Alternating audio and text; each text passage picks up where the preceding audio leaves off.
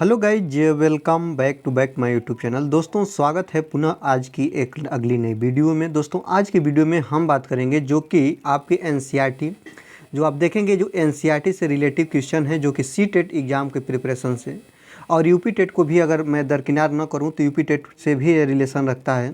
तो पूरी वीडियो आप देखिए। वीडियो देखने पर आपको ये मालूम चलेगा कि ये एनसीईआरटी में जो ईवीएस पोर्शन का जो क्वेश्चन है, चाहे वो यूपी टेट हो चाहे सी टेट हो, दोस्तों कैसे बनते हैं, कितना इसका लेवल होता है और कैसे कैसे प्रश्न को आयोग चुनकर निकालता है, सभी चीज़ों का हम कवर एनालिसिस करेंगे। तो उससे पहले आपसे रिक्वेस्ट करेंगे प्यारे, अगर आप चैनल पर नए हैं तो चैनल को सब्सक्राइब करिए, बेल आइकन को प्रेस करिए और वीडियो अच्छे लगे तो दोस्तों के साथ शेयर करना ना भूलें। चलिए, सबसे पहला क्वेश्चन देखेंगे दोस्तों। यहाँ पे नारियल से बना हुआ टेपियोका कहाँ खाया जाता है? आपको बता दें, नारियल से बना हुआ टेपियोका हो गया या नारियल के तेल में बनी छनी हुई मछली या पकी हुई मछली की बात कर लें, वह दोस्तों आपका भारत का प्रांतीय राज्य जो है दोस्तों क्या है? केरल है। क्या है दोस्तों? केरल है। मलयालम जहाँ पे इसकी भाषा बोली जाती है, इसको आप जानेंगे। टेपियोका का दूसरा नाम कोप्पा होता है, इस बात को भी आप जानेंगे। टेपियोका को कोप्पा बोलते हैं और ये जो होता है दोस्तों, ये कहाँ पे इसका निर्माण होता है? केरल में। नारियल से बना हुआ टेपियोका होता है जो नारियल से बनाया जाता है और कहाँ पे मिलता है, कहाँ पे खाया जाता है दोस्तों? केरल में खाया जाता है। केरल में नारियल के तेल में छनी हुई पकी हुई मछली को भी खाया जाता है, इस बात को याद रखिएगा और इस बात को समझिएगा। आगे देखिएगा, अगला है दोस्तों, केले के फूलों की सब्ज़ी किस राज्य में खाई जाती है? तो केरल में खाई जाती है केले के फूलों की सब्ज़ी। अवियल मिश्रित सब्ज़ी जिसको बोलते हैं, अवियल को क्या बोला जाता है प्यारे? मिश्रित सब्ज़ी बोला जाता है। कहाँ खाई जाती है? तो केरल में खाई जाती है। सभी बात हम केरल से जितने भी पॉइंट एनसीईआरटी पैटर्न, चाहे आपका सी टेट हो यूपी टेट हो, जो बने हुए क्वेश्चन हैं सभी एनालिसिस प्रीवियस ईयर क्वेश्चन को मैं एनालिसिस के लिए लेकर आया हूँ दोस्तों।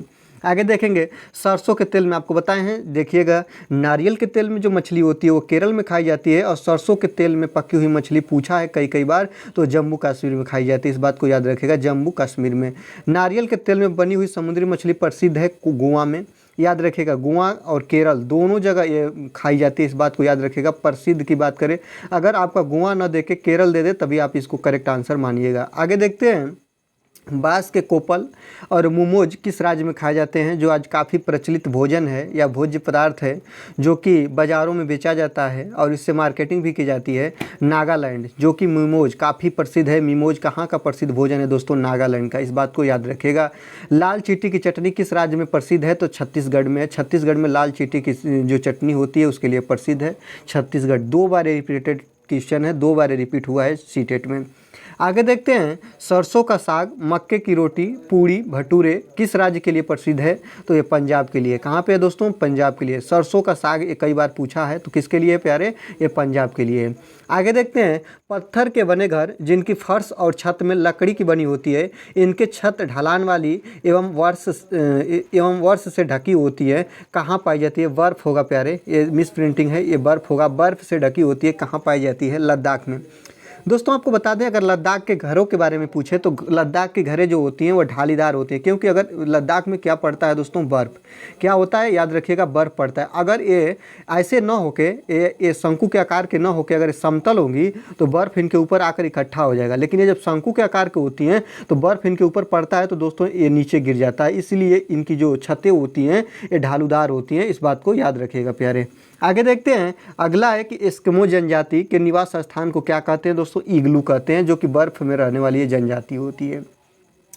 यह एक प्रकार का लकड़ी का घर होता है जो पानी पर तैरता है। इस पर लकड़ी की खूबसूरत नक्काशी भी होती है जिसे ख़त्म बंद कहते हैं। यह घर जम्मू कश्मीर व केरल राज्य में पाई जाती है। इसका उपयोग पर्यटन के लिए किया जाता है। यह क्या कहलाता है दोस्तों? यह हाउस बोट। क्या कहलाता है प्यारे? House boat. ये कहाँ कहाँ पे पाई जाती है मैं आपको ये भी बता दें। जम्मू कश्मीर हो गया और दोस्तों आपका केरल हो गया, गोवा हो गया, इसके लिए प्रसिद्ध जगह है, याद रखिएगा। यह लकड़ी की बने नावें होती है जो घर जैसी नुमा होती है और पर्यटक यहाँ पे आकर इसके मज़े और लुत्फ उठाते हैं प्यारे। आगे देखते हैं, नक्काश रहित हाउस बोट कहलाते हैं डोंगे। इनको क्या बोलते हैं दोस्तों? डोंगे बोलते हैं। जम्मू कश्मीर हो गया, गोवा हो गया, इसके बाद आपका केरल हो गया, यहाँ पे काफ़ी प्रचलित होती है। लद्दाख की चंगम्पा जनजाति याक के बालों की पत्तियों से टेंट बनाते हैं, जिसे क्या कहते हैं? रैवो कहते हैं, ये याद रखिएगा, रैवो। ये जो लद्दाख की चंगम्पा जनजाति है इसका प्रयोग करती है। और ये याद रखिएगा, यह टेंट जो होता है यह घुमक्का टेंट कहीं भी ये लगा देते हैं। और टेंट जो होता है याक के बालों की पत्तियों से बनाया जाता है दोस्तों। इनके अंदर क्या होती है दोस्तों, हॉट होता है, गर्म होता है, इस बात को याद रखिएगा, इसलिए इसका प्रयोग करते हैं। आगे देखिएगा, बात कर रहा है हवेली की। हवेली किसे कहते हैं दोस्तों, हवेली क्या है या क्यों प्रसिद्ध है। तो हवेली के बारे में बात करें तो इनका निर्माण राजाओं द्वारा होता था। यह देखने में बहुत बड़े और अधिक कमरों वाले होते हैं। यहाँ पे याद रखिएगा, बहुत बड़े और अधिक कमरों वाले होते हैं। दरवाजे और छतें पर सुंदर नक्काशी की जाती है और इसमें लकड़ी और पत्थरों का अधिक प्रयोग किया जाता है। जो घरें बहुत बड़ी होती हैं, राजाओं द्वारा इसका निर्माण कराया जाता था, जिसमें अधिक कमरे होते हैं। इनकी द्वारें जो होती हैं, दरवाजे होते हैं, लकड़ी की खूबसूरत नक्काशी इस पर किया जाता है। इसे हवेली का नाम देते हैं प्यारे। आगे आप देखेंगे, किर्गिज जनजाति का ग्रीष्मकालीन आवास कहलाता है यूर्त। काफ़ी इंपॉर्टेंट पॉइंट है, यूर्त को, किर्गिज जनजाति का ग्रीष्मकालीन जो आवास होता है उसे यूर्त की हम संज्ञा देते हैं, यूर्त का नाम देते हैं। आगे देखिएगा, कई बार इसका मैं नाम नहीं बता पाऊंगा प्यारे, कितने बार रिपीटेड क्वेश्चन है, असम वाली बात है। और असम में घर, असम के घर के बारे में बात किया गया है। देखिएगा, बांस के मजबूत खंभों पर ज़मीन से लगभग 3 से 3.5 फीट, 3 से 3.5 मीटर, फीट की बात करें तो 10 से 12 फीट ऊंचाई पर मकान जो घर होते हैं वो बने होते हैं, जिनकी छतें ढालू होती है। किस राज्य में बनते हैं तो आसाम में। आसाम के जो घर होते हैं वो लकड़ी या बांस पर बने होते हैं और ज़मीन से 3 से 3.5 मीटर, जिसे 10 या 12 फुट या ऐसे कहीं ऐसा भी लिखा हुआ मिल सकता है कि जो कि एक समान कमरे की ऊंचाई, इतना ऊंचाई पर होते हैं। जैसे कि हमारे गाँव घरों में समतल भूमि पर 10 से 12 फीट पे लिंटर होता है, तो यही लिख दिया जाता है कि समान समतल भूमि से एक घर जैसी इतनी ऊंचाई पर होते हैं, तो जिसे 10 से 12 फीट की ऊंचाई पर होते हैं। आगे देखिएगा, पत्थर एवं लकड़ी से बने ढालू छतों वाली घर कहाँ पर पाए जाते हैं तो मनाली, हिमाचल प्रदेश में। याद रखिएगा, पत्थर और लकड़ी के ढालू बनाए जाते हैं हिमाचल प्रदेश और मनाली में, जहाँ पे बर्फबारी जैसी घटना होती है तो बर्फ़ या जल या कोई भी चीज़ उसके ऊपर छत पर न ठहरे, इसलिए वहाँ के मकान क्यों बनाई जाती है प्यारे, ढालू बनाई जाती है, क्योंकि उस ऊपर पड़ेगा, बर्फ़ पड़ेगा या बर्फबारी होगी तो जो बर्फ़ होगा वह सरक कर नीचे चला आएगा और उस पर जो छतें हैं, छत पर लोड, उसका भार कम हो जाएगा। मिट्टी के घर जिनकी छतें कटीली झाड़ियों से, छाई से रहती है, इनके फर्श को गोबर से लिपा जाता है। यह किस राज्य में है, राजस्थान में। राजस्थान में गर्मी बहुत ज़्यादा है, इसलिए मिट्टी के घर की मोटी दीवारें बनाई जाती हैं, जो कि उष्मा की मिट्टी क्या है प्यारे, कुचालक है। और इसलिए यह कहता है कि वह कौन सा स्थान है जहाँ पे मिट्टी के घर जिनकी छतें कटीली झाड़ियों से बनाई जाती है, इनके फर्श को गोबर से लिपा जाता है, या किस राज्य में पाए जाते हैं तो राजस्थान में, क्योंकि वहाँ पे गर्मी ज़्यादा होती है और मिट्टी की दीवारें मोटी बनाई जाती हैं, क्योंकि अंदर का उष्मा बाहर न जाए और बाहर का उष्मा अंदर न आए, इसलिए इसका प्रयोग करते हैं प्यारे। आगे देखेंगे, राजस्थान में मिट्टी से बने घरों को किससे लिपा जाता है दोस्तों, गोबर से। गोबर जो है वह कीटाणुनाशक है, इससे लिपने से कीटाणु नहीं लगते हैं, इस बात को याद रखिएगा। इसका मुख्य उद्देश्य यही होता है, कीटाणुनाशक का प्रयोग। सबसे बड़ी आंखें किस स्तनधारी प्राणी की होती है तो हिरण की आंखें जो होती है वो सबसे बड़ी होती है। स्तनधारी आपको पता है दोस्तों, वे प्राणी जो कि अपना बच्चा पैदा करते हों और उनको दूध पिलाते हों, स्तनपान कराते हों, उन्हें हम लोग स्तनधारी कहते हैं। आगे देखिएगा, आज कार्बन डाइऑक्साइड जिसको CO2 बोलते हैं कि उत्सर्जन में सर्वाधिक योगदान करने वाला देश है संयुक्त राज्य अमेरिका। संयुक्त राज्य अमेरिका ऐसा देश है जो कि CO2 का सबसे बड़ा उत्सर्जक है। यहीं पे सबसे ज़्यादा उत्सर्जन होता है कार्बन डाइऑक्साइड गैस का। आगे देखते हैं दोस्तों, वनस्पति विज्ञान के जनक थियोफ्रेस्टस को कहा जाता है। थियोफ्रेस्टस को वनस्पति विज्ञान का जनक कहा जाता है, इस बात को याद रखिएगा।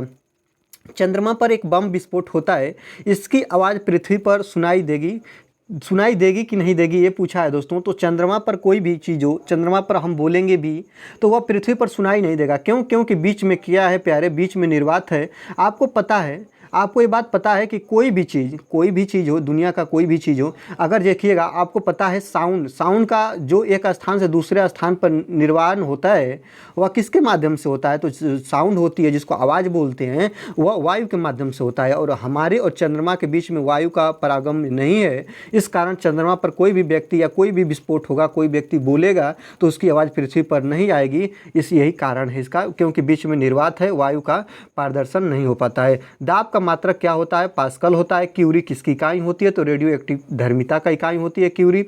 आगे देखते हैं किस रंग की तरंग दैर्घ्य सबसे कम होती है, तो बैगनी की, और किसकी सबसे ज़्यादा होती है, तो लाल कलर की, रेड की। इस बात को याद रखिएगा। आगे देखते हैं सेकंड पेंडुलम का आवर्तकाल होता है 2 सेकंड का। ये पूछा हुआ क्वेश्चन है जो कि साइंस वाले पोर्शन में। सेकंड पेंडुलम का आवर्तकाल 2 सेकंड का होता है। कार्य का मात्रक क्या होता है, कार्य का मात्रक जूल होता है, कैलोरी होता है। इस बात को भी याद रखिएगा। प्रकाश वर्ष इकाई है दूरी की। प्रकाश वर्ष किसकी इकाई है, तो दूरी की इकाई का मतलब होता है दोस्तों मात्रक। आगे देखते हैं पेड़ के छेद करने वाले पक्षी का नाम। जो पेड़ में छेद करके घोंसला बनाता है उसको कठफोड़वा कहते हैं। मैं एक वीडियो उनके पक्षियों का भी बनाऊंगा, इसलिए मैं यहाँ पे एक सैंपल वीडियो आपके लिए लेकर आए हैं कि पेड़ में छेद करने वाले पक्षी को क्या बोलते हैं, या पेड़ में छेद करके रहने वाले पक्षी का क्या नाम है, कठफोड़वा। ऐसा कौन सा पक्षी है जो अपनी गर्दन 360 डिग्री पर घुमा सकता है, तो वह उल्लू होता है प्यारे। एक बात याद कर दूं, एक तो मैं एनसीईआरटी के अनुसार जो इसका करेक्ट आंसर है कि 360 डिग्री वह अपने गर्दन को घुमा सकता है, वह उल्लू है। लेकिन आप सोचिए 360 डिग्री एक पूरा गोला होता है, मतलब यहाँ से घुमाकर यहाँ लेकर चले आए, मतलब 360 जिस पॉइंट से घुमाए उसी पॉइंट पर लेकर आ जाए, ऐसा संभव हमारे हिसाब से नहीं है। इसको हम 350 डिग्री भी कहीं पढ़े हैं, लेकिन ऐसा हर जगह लिखा है, इसलिए आपको बता दें। इस पर आप प्रिपरेशन करिएगा। कमेंट बॉक्स में अगर बताना होगा तो जरूर इसके बारे में कोई डिस्कशन आप बताएंगे। तो ऐसा कौन सा पक्षी है जो अपने गर्दन को 360 डिग्री अक्ष पे घुमा सकता है, तो वह उल्लू है दोस्तों। आगे देखिएगा एक प्रश्न ऐसा भी बनता है जो देखिए आ ही गया। ऐसा पक्षी जो अपने गर्दन को झटके से घुमा सकता है, तो मैना। झटके से बात करें तो मैना, और पूरा का पूरा 360 डिग्री का बात करें तो आपका उल्लू। लुइस ब्रेल ये जो लिपि है, लिपि क्या होती है, ये लिखने की एक पद्धति होती है प्यारे। लुइस ब्रेल जो है वह एक लिपि है जो कि ब्रेल लिपि है, याद रखिएगा। और यह अंधे लोगों के पढ़ने के लिए, दृष्टिबाधित जिनको देखने की क्षमता नहीं होती है उन्हें हम दृष्टिबाधित कहते हैं। दृष्टिबाधित लोगों को पढ़ने की यह पद्धति है जिसमें 6 बिंदु होती है। 6 बिंदु कहीं बड़े कहीं छोटे, और इनको अपने अनुभव पर, जिनकी आंखें नहीं होती है वे अनुभव पर हाथों से इनको पढ़ते हैं। यह जो पद्धति है वह ब्रेल लिपि कहलाती है। लुइस ब्रेल जो कि फ्रांस के रहने वाले यह व्यक्ति थे जिन्होंने यह दी थी, और ये छोटे उम्र में इन्होंने भी अपने आँख की रोशनी खो दी थी अपने पिता के औजार से खेलते खेलते। इस बात को याद रखिएगा, जिसमें 6 पॉइंटें होती हैं, 6 बिंदु होती हैं, और अनुभव के आधार पर जिनको दृष्टि नहीं होती है उनका अनुभव करके देखते हैं। लाल चींटी की चटनी खाई जाती है, बता दिए हैं छत्तीसगढ़ में। केले के फूल और सब्जी खाना पसंद करते हैं कहाँ के लोग, केरल के लोग, याद रखिएगा। ये भी पॉइंट आपका रिपीटेड क्वेश्चन है। सहजन के फूल कहाँ पे खाए जाते हैं, महाराष्ट्र में। सहजन के फूल की सब्जी कहाँ खाई जाती है, महाराष्ट्र में। कचनार के फूल की सब्जी उत्तर प्रदेश में। काफ़ी इंपॉर्टेंट पॉइंट है। आगे देखिएगा ढोकला कहाँ का भोजन है, गुजरात का। नींबू वाली जो पॉइंट है इसको याद रखिएगा, ढोकला भोजन गुजरात का, ये पूछा हुआ रिपीटेड क्वेश्चन है। वेरमा कहाँ का भोजन है, त्रिपुरा का। कहाँ का है दोस्तों, वेरमा जो त्रिपुरा का। आगे देखेंगे दोस्तों, बस इतना ही आज की वीडियो में प्यारे। आज की वीडियो कैसी लगी, वीडियो अच्छी लगी तो आपका लाइक तो बनता है दोस्तों। चैनल पर नए हैं तो चैनल को सब्सक्राइब करिए। वीडियो अच्छी लगी तो वीडियो को लाइक करें और बेल आइकन को प्रेस करें, और वीडियो आप दोस्तों के साथ अधिक से अधिक शेयर करें। तब तक के लिए धन्यवाद। देखते रहिए एफसेक एकेडमी। मिलते हैं अगले वीडियो में प्यारे। अपना ख्याल रखिए।